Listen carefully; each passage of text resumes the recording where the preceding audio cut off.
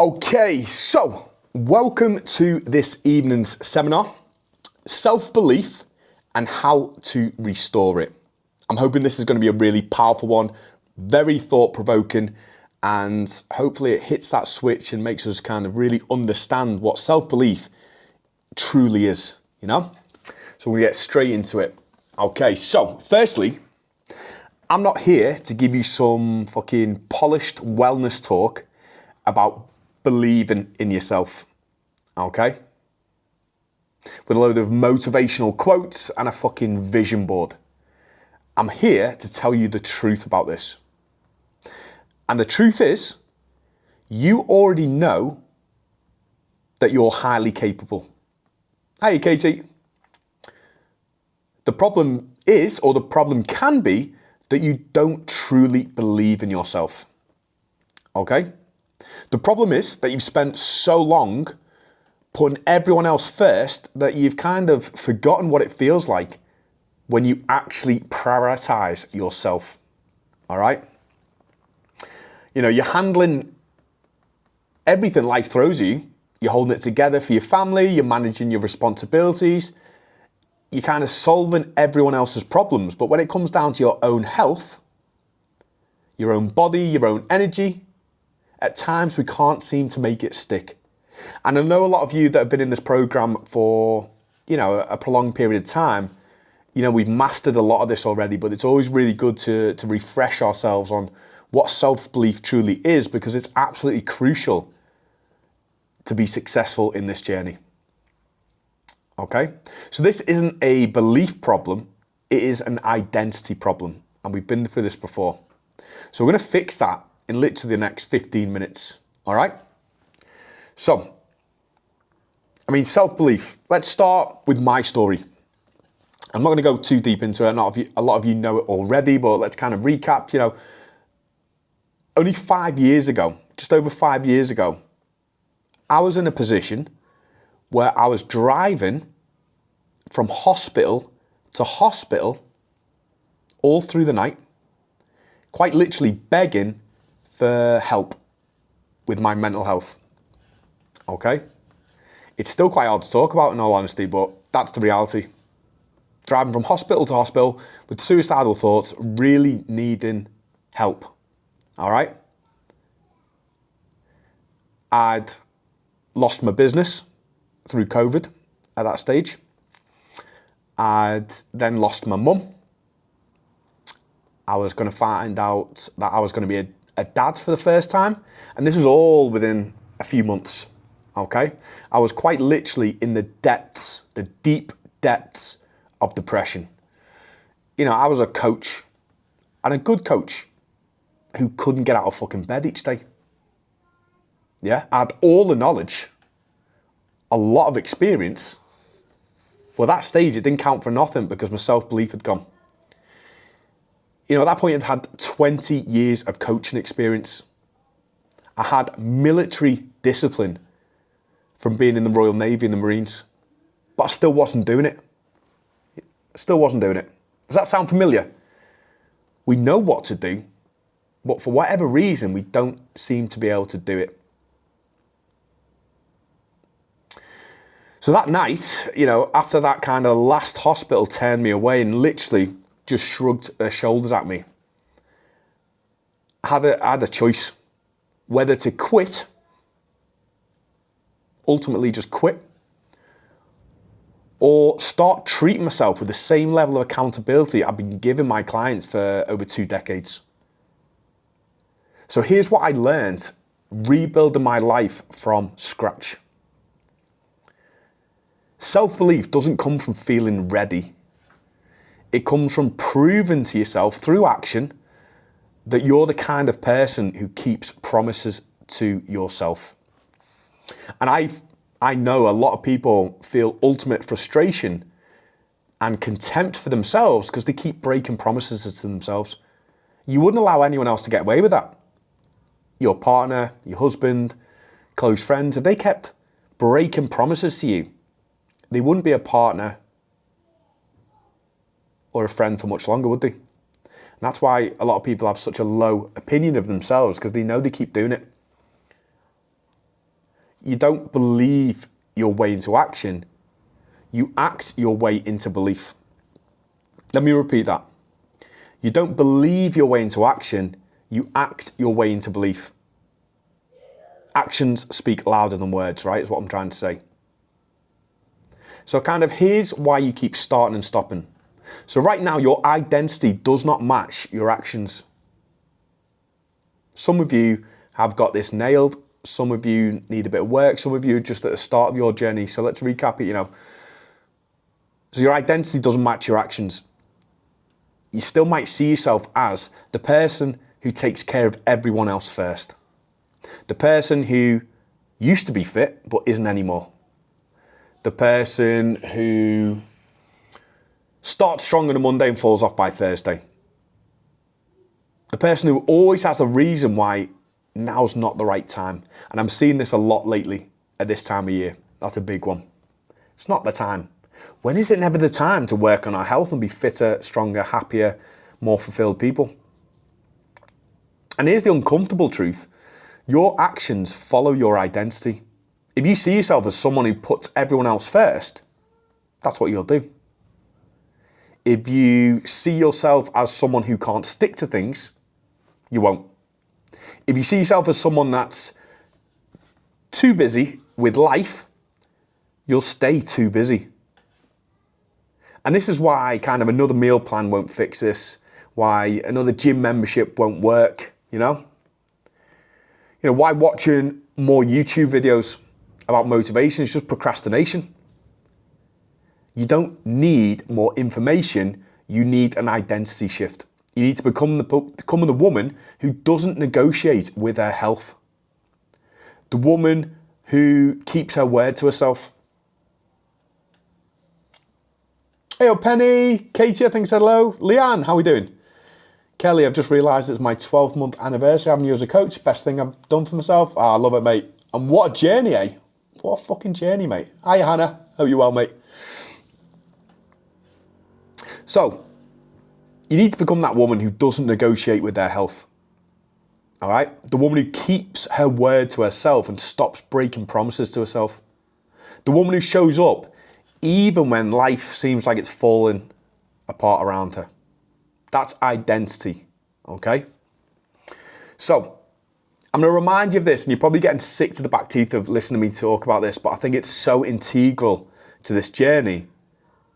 And I want to remind you of something because it changed big time for me, and that's the 40% rule again. And what's the 40% rule? If you've only got 40% to give today and you give that 40%, you've given 100%. Because here's what kills self-belief. You set these massive all or nothing standards for yourself. I'm going to train 5 times this week, meal prep every Sunday, drink 3 litres of water, get 8 hours of sleep. That'd be all nice and, all well and nice, right? And then life happens. Yeah, and life could mean anything to all of us. Your kid's up all night sick. Your mum needs some help. The washing machine breaks. You've got 100 things pulling you from every direction. So you give it 40%. Yeah, not nothing, 40%. Maybe you squeeze in a 20-minute workout. Maybe you make decent food choices. But you don't hit everything perfectly. Yeah? And what do you tell yourself? If you don't do that, I failed, I'm useless, I might as well just start again Monday. Stop that. That's what we need to stop. All right? Because that all or nothing attitude, if you continuously adopt that all or nothing attitude, eventually it will always go to nothing. Because life is not going to allow us to be all 100% every single day, right? It's impossible.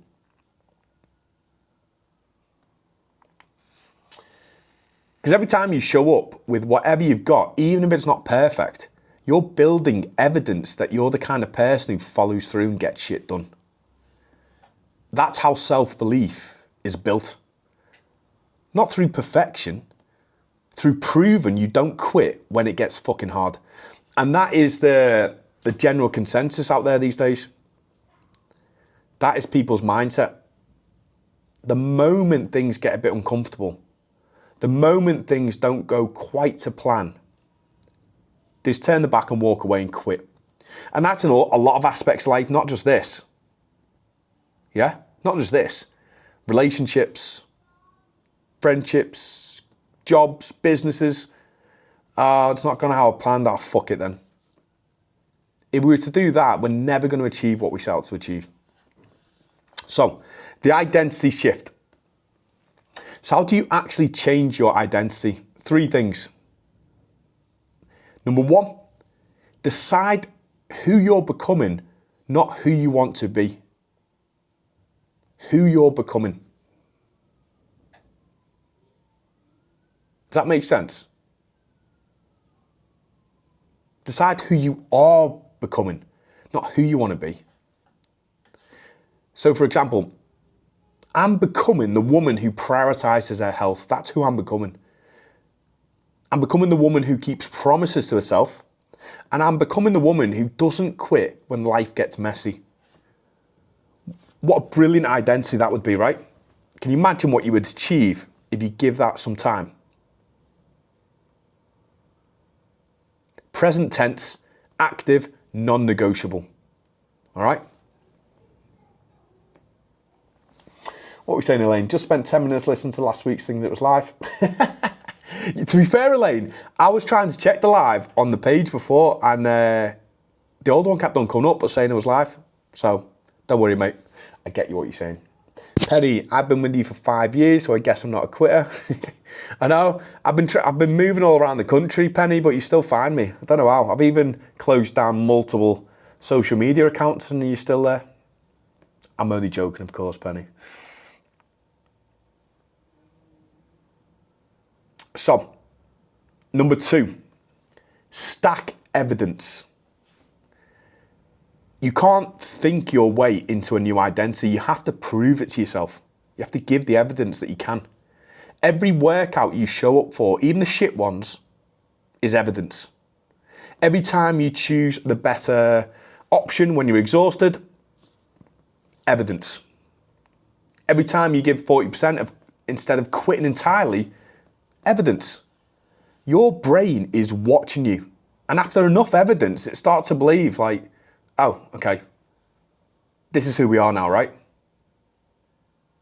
That voice that keeps asking you to quit when things get difficult will quieten down through stacking evidence and doing the things regardless of how we feel or how much we feel we can give, just doing what we can when we can. And eventually that voice will fuck off, I'm telling you. And number 3 is stop waiting for confidence.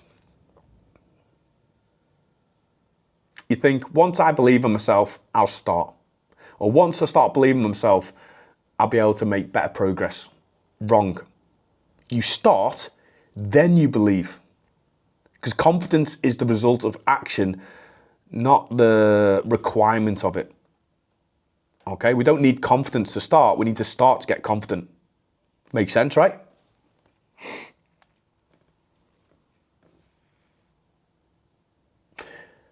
Because sometimes you can kind of wait to feel ready, to feel motivated, to feel confident. But here's what actually happens. You take action when you don't feel like it. You prove to yourself you can do the hard things. And then the self-belief follows. So, choice. Here's where we are. You keep waiting, keep telling yourself, Monday, I'll really try. Monday, I'm going to do everything that I'm meant to do. But you keep putting everyone else first and hoping someday you'll magically prioritize yourself. Or you can make a different choice. You can decide right now, today, right this second, that you're done with that version of yourself. And people might say, it's not that easy, it's ingrained into me. No, it fucking absolutely is that easy. We can make life-changing decisions in a moment if we truly mean it, right? You can decide that the woman you're becoming does not fucking tolerate excuses anymore. She doesn't wait for the perfect time. She doesn't quit when life gets hard. You can start building the evidence immediately. Showing up with that 40%. When that's all you've got, keeping small promises to yourself until your brain catches up and realizes, like I said, this is who we are now. This is us, and I fucking like it. Because like I said, 5 years ago, I was at absolute rock bottom. No business, no confidence, and what I thought at the time, no future. And today, I coach incredible women. I do a job that I love. I'm very present for my son, and I'm fucking proud of who I am. So essentially, what changed? I stopped waiting to feel ready to start again.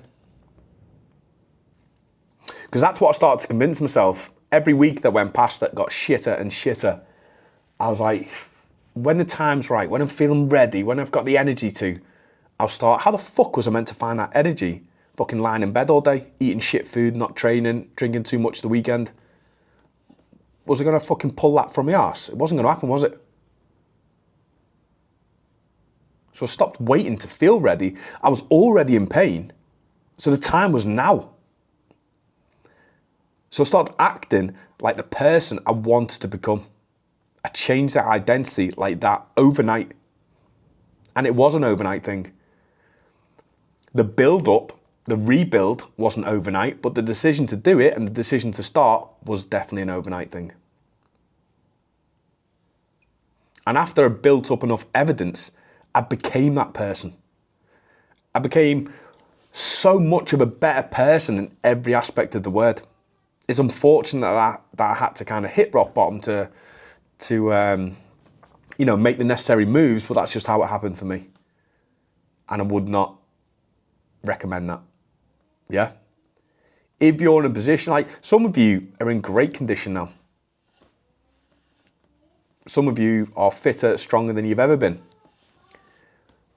But deep down, we know that's not enough, right? We want more. It's very Moorish getting in shape, isn't it, ladies? When you start seeing a bit of, definition coming through, when you start noticing your clothes fit differently, it's a bit Moorish. A bit addictive sometimes. It's nice to get to that place. I mean, there's worse fucking addictions, isn't it, than self-development, growth, and getting in shape. So like I said, you're one decision away from a completely different lifestyle. Different life, in fact. It's not a meal plan, it's not a workout program. A decision about who you are becoming. So I'm going to ask you this today. I love these two questions. Can you do this? And when I mean, can you do this? What is this? I'm talking about, can you be the best version, the person that you are capable of being, and the person that essentially, when you become, is going to change every aspect of your life for the better. Like being in good physical shape, having high amounts of energy, being self-confident, body confident, it's not going to fix all your life's problems. Just about 99 fucking percent of them. Like, no shit. So can you do this, yes or no? We already know the answer to that one. But the real question is, will you do this?